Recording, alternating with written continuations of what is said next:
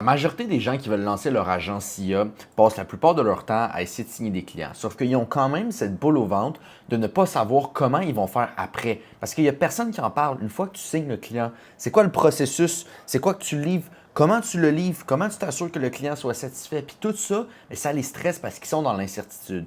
Oui, je te dis tout de suite en business, vaut mieux être incertain, mais mettre des actions en place, puis avancer, puis faire des erreurs, puis ne pas avoir le premier client parfait que de stagner puis ne pas avancer. Mais dans cette vidéo-là, je me suis dit, pourquoi ne pas leur donner la meilleure structure possible pour qu'ils sachent comment délivrer un client une fois qu'il est signé puis que tu ailles exactement le process que moi j'utilise puis que mes clients utilisent aussi. Donc, sans plus tarder, on se retrouve à mon écran puis je veux te montrer aujourd'hui comment je livre un service IA à un client de A à Z pour m'assurer que mes clients soient satisfaits puis qu'ils restent au long terme avec moi. Donc, je vais te présenter la structure complète étape par étape pour que tu puisses y parvenir. Étape numéro 1, c'est closer le deal, right? Donc, dans ce scénario-là, on est déjà au deuxième appel. Parce que les deals ne se signent jamais au premier call, for sure. Fait que premier call, c'est vraiment découverte, on comprend les pain points, c'est quoi les pertes actuelles, on évalue tout ça, puis après ça, on peut arriver au deuxième appel prêt pour les prix, etc. Donc, présentement, on est au deuxième appel avec notre client, OK? On arrive aussi avec le document ROI, préparé pour le document, parce que le document ROI, c'est ce qu'on va présenter justement par rapport à toutes les informations que notre client nous a données au premier appel sur combien il perdait par mois, c'est quoi les tâches qui prenaient du temps, etc. Puis là, on peut arriver avec un document clair pour lui montrer combien il perd par mois, en combien de temps il va pouvoir rembourser le système, c'est quoi la valeur qu'on va lui apporter, etc. Bref, on fait juste vraiment builder de la confiance puis lui montrer que c'est un no-brainer d'aller de l'avant avec nous. Ensuite, on va aussi lui présenter bien sûr le contrat qu'on a mis en place puis le pricing final pour les systèmes, etc. Puis, si le deal continue, c'est la signature du contrat. Dépendamment des deals, bien évidemment, dépendamment de ta crédibilité, ton expérience, combien de clients tu as, ça peut être 50% à l'avance, 50% à la livraison du système. C'est sûr qu'on préfère toujours les PIF, paid in full, mais ça dépend de ton expérience puis de où est-ce que tu es. Puis des fois, c'est juste mieux de faire 50-50 pour amener un petit peu de crédibilité puis baisser le risque du côté du client. Donc, ça, c'est le step number one. Step number two, c'est le onboarding du client. Donc, maintenant qu'il a signé, là, il faut que tu commences à délivrer, right? Fait qu'on va faire le onboarding. On va définir c'est quoi le canal de communication entre toi et ton client. Quand je veux dire canal de communication, c'est exemple par SMS, email, téléphone. C'est quoi le canal que ton client est le plus actif et qu'il utilise le plus pour faire en sorte qu'il te réponde rapidement, que vous puissiez être fluide si tu as des questions ou quoi que ce soit, puis qu'il n'y ait pas d'ambiguïté entre les deux. Donc ça, c'est super important. Ensuite, c'est sûr que tu vas donner accès à une documentation, que ce soit sur Notion, Slack ou quoi que ce soit. Moi, j'utilise Notion personnellement. Ça ressemble un petit peu à ça. Tu vas donner un accès avec toutes les sections qu'il va devoir remplir, les choses qu'il va devoir faire pour que toi, tu puisses avoir les informations nécessaires. OK? Super important. Ça fait propre, visuel, puis c'est un endroit où les deux, vous pouvez écrire puis avoir un suivi constant. C'est sûr que tu veux donner aussi un document de timeline. OK? Quand je dis un document de timeline, c'est un délivrable document. C'est un document qui dit exactement, étape par étape, comment ça va se passer du moment que vous avez déjà commencé à travailler ensemble. Donc, semaine 1, qu'est-ce qui va se passer? Semaine 2, qu'est-ce qui va se passer? Semaine 3, c'est quoi les résultats que vous allez avoir aussi à chacune de ces semaines-là, à chacune de ces étapes-là, aux différentes phases. Puis ça va lui permettre d'avoir une vision complète de qu'est-ce qui va se passer, qu'est-ce qu'il devrait s'attendre à recevoir chaque semaine. Puis ça va lui donner confiance parce qu'il ne sera pas dans le néant. Puis il ne sera pas juste genre, OK, je viens de payer 5 000, je ne sais pas vers quoi on s'en va, je ne sais pas qu'est-ce que je vais avoir, je croise les doigts. Ça crée un stress. Puis quand un client a un stress dès le début d'une relation, c'est jamais bon. Fait que tu veux qu'il soit le moins stressé possible, qu'il sache exactement ce qu'il va avoir, en combien de temps il va l'avoir, puis qu'il voit que tu sois professionnel puis bien organisé. Puis, c'est sûr qu'après ça, le client va remplir, lui, ses informations pour que tu puisses commencer tranquillement à builder ça. Fait que comme j'ai dit ici, le client, c'est dès le départ comment ça va se dérouler. Puis ça, c'est la clé. S'il est dans le doute, ça l'affecte ta relation dès le départ, je te le garantis. Ensuite, étape numéro 2, c'est la construction du système. Donc, pour la construction du système, c'est sûr qu'il y a tout le temps deux chemins que tu peux suivre. OK? Tu as le chemin numéro 1 que tu fais tout toi-même, ce que je ne recommande pas, à moins que tu aies un background en tech ou quoi que ce soit. Puis tu as le chemin numéro 2, où est-ce que tu délègues la construction des systèmes pour un moindre coût à un développeur. C'est ce que je recommande, c'est le plus simple, c'est le plus efficace, puis c'est ce qui va te permettre aussi de scaler au long terme. Dans ce cas-ci, tu délègues à un développeur. Donc, toutes les infos que le client t'a transmises, tu vas toi les transmettre Au développeur, par conséquent, tu vas lui préparer une documentation pour qu'il sache exactement qu'est-ce que vous implémentez, c'est quoi le timeline, c'est quoi les informations, puis etc. Bref, pour qu'il sache quoi faire. Make sense? Ensuite, ben, c'est sûr que tu vas payer toi aussi 50% au développeur pour qu'il démarre le système. Donc, il va te faire une facture. Tu vas payer le 50% pour que lui il commence à créer tout le système. Ensuite, ce que tu vas faire, c'est que tu vas faire un appel de coordination avec le développeur. Donc, oui, la documentation, c'est cool, mais tu veux quand même prendre le temps de faire un appel avec le développeur pour vous assurer que vous êtes sur la même longueur d'onde, clarifier s'il y a des questions nécessaires supplémentaires, des choses qui manquaient dans le document que toi, tu vas aller demander à ton client par après ou quoi que ce soit. Bref, c'est un appel de coordination avant de vraiment comme full launch la création du système. Puis ensuite, ben, il va commencer à développer le système. Fait que tu n'as pas besoin de savoir coder toi-même les systèmes, tu n'as pas besoin d'être un crack derrière ton ordinateur puis de passer tes journées puis tes nuits à coder derrière ton PC puis à saigner des yeux parce que tu passes trop de temps devant ton ordi. Tu n'as pas besoin de faire ça. C'est plus simple que tu le penses. Donc, ça, c'est l'étape 3.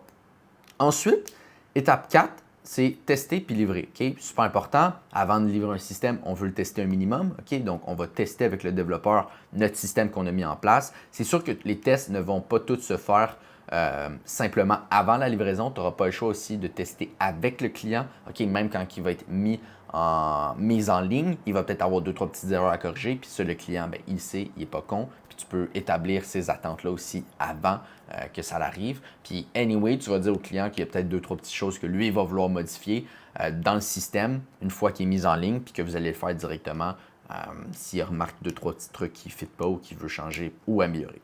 Ensuite, ben, tu veux raconter comment ça fonctionne le système. Donc, tu veux faire une petite rencontre avec ton client, puis lui démontrer c'est quoi les choses qu'il a à faire, comment il peut le faire, s'il y a des steps qu'il faut qu'il fasse attention de ne pas toucher, des choses qu'il ne doit pas faire, qui pourraient affecter le système, puis que s'il fait ça, ben, ça peut briser certaines choses dans le système. Puis après ça, ben, toi, tu es ramassé à recréer ça. Puis là, lui, tu lui avais pas dit qu'il ne devait pas toucher à ça, donc il va être en tabarnak après toi parce que là, ben, le système ne va pas fonctionner, ça va break down, ça va causer des problèmes. Bref, expectation est super important de toujours mettre en place, comme ça, il n'y a pas d'ambiguïté, tout est clair, puis le client ne fera pas les erreurs. Fait que tu lui démontres comment utiliser le système, comment ça fonctionne pour qu'il en tire le plus possible du système que tu as mis en place, puis qu'il l'utilise, of course, right? Fait que ça, super important.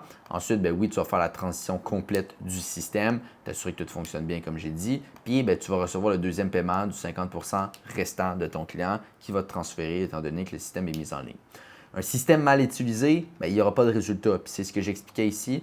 Quand tu fais une rencontre avec le client, c'est super important de lui montrer comment l'utiliser puis de s'assurer qu'il ne fasse pas d'erreur parce que sinon, il n'y aura soit pas de résultats, soit peu de résultats, ou soit il va être en crise parce qu'il y a des choses qu'il va briser puis qu'il ne devait pas faire. Puis là, ben, toi, tu vas être en tabarnak aussi parce que tu vas devoir retravailler là-dessus puis perdre ton temps là-dessus.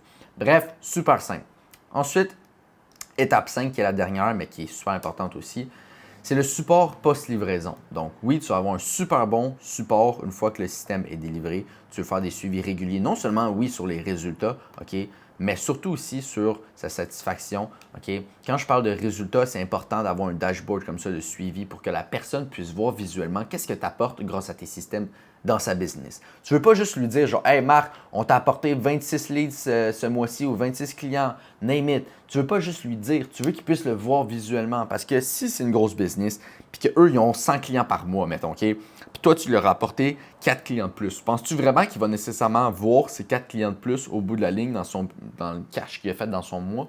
Pas tant que ça, il va peut-être pas le réaliser. Si ça varie ou si sa business, ça ne doit pas être 100 clients chaque mois. Bref, il ne va pas nécessairement le voir. Pourtant, 4 clients de plus, c'est peut-être quand même un 15, 20, 30 000 de plus dans sa business. Donc, il y a de la valeur, mais lui, c'est pas quelque chose qu'il va nécessairement voir si c'est une business qui fait 500 000 ou 1 million par mois ou whatever, name it. Tu comprends ce que je veux dire? Avoir un dashboard, ça fait propre, professionnel, ça permet qu'il puisse voir visuellement qu'est-ce que tu lui apportes chaque mois, mensuellement avoir un rapport. Puis ça lui permet de voir aussi pourquoi il devrait continuer à travailler avec toi au long terme parce qu'il fait du cash. Donc, super important. Ensuite, vérification de la satisfaction client, comme je disais, c'est super important aussi. Lui demander si tout fonctionne bien, s'il y a des problèmes, quoi que ce soit. Il faut qu'il te le dise dans le début aussi. Super important. Pas juste dans le début. Un mois après, demande-y. 2 mois après, demande-y. Garde un suivi constant, c'est super important.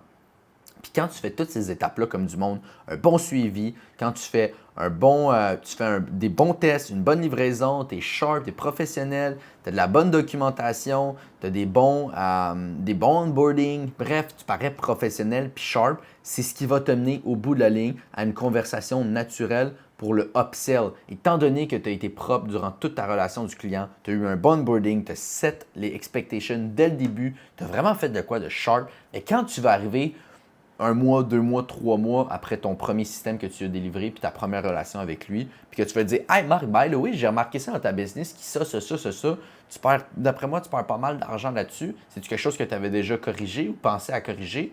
Non, pas vraiment. Écoute, man, si tu penses qu'on peut venir faire de quoi avec ça, Antoine, let's go for it. Parfait, écoute, passe soumission, t'envoies ça, il te paye one shot cette fois-ci, sans poser de questions, parce qu'il a déjà confiance en toi. Tu as déjà prouvé qui tu étais, qu'est-ce que tu pouvais faire pour lui, puis il va te trust.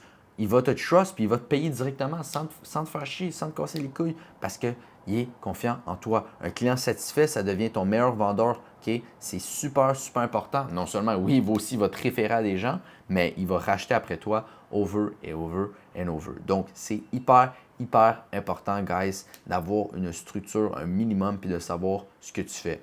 Oui, même si tu as une structure complète, ça ne veut pas dire que ton premier onboarding va être parfait. La perfection n'existe pas. Okay? En business, tu ne seras jamais 100% confiant, puis tout ne sera jamais 100% clair. Okay? Je sais que normalement, tu es en business, tu hésites un peu, tu ne sais pas trop si tu fais la bonne chose ou non. En business, la certitude n'existe pas. Fait que tu as déjà un bon plan d'action, puis vas-y. Même si ce n'est pas parfait le premier client, tu vas apprendre, puis tu vas faire une erreur, puis le deuxième client, tu ne la feras plus, puis tu vas t'améliorer, puis c'est comme ça que ça fonctionne la business. La rapidité d'action est tellement importante. L'argent aime ce qui est rapide. Si tu es quick à mettre les actions en place, tu es quick à faire les choses, l'argent va venir à toi. C'est inévitable. Donc voilà, guys, ça fait pas mal le tour pour la structure pour délivrer des services puis des automatisations à tes clients. C'est rien de très, très compliqué, mais c'est super important parce que plus tu es professionnel puis plus le client se sent bien dès le début puis qu'il voit que tu es un gars sharp, bien, il va parler de toi, il va travailler longtemps avec toi puis il va racheter over and over avec toi. Fait que c'est hyper important à ne pas négliger. Fait que voilà, guys, ça fait le tour. Si tu lances toi aussi ton agence IA et que tu as des questions ou quoi que ce soit par rapport au delivery ou autre chose, tu peux me les écrire en commentaire ou en message privé sur Instagram. Puis si jamais tu as un bottleneck, tu as quelque chose qui te bloque dans ta business puis tu veux que je l'analyse, bien, tu peux booker un call avec moi. Le lien est en bio, c'est gratuit pour notre premier appel. Je vais regarder qu'est-ce qui te bloque présentement, qu'est-ce qu'il faut que tu mettes en place pour aller signer tes premiers clients ou juste scale ton agence. Puis tu vas le faire, puis crois-moi, tu vas avoir des résultats puis tu vas me remercier. Fait que ça fait le tour pour aujourd'hui. On se voit dans une prochaine vidéo.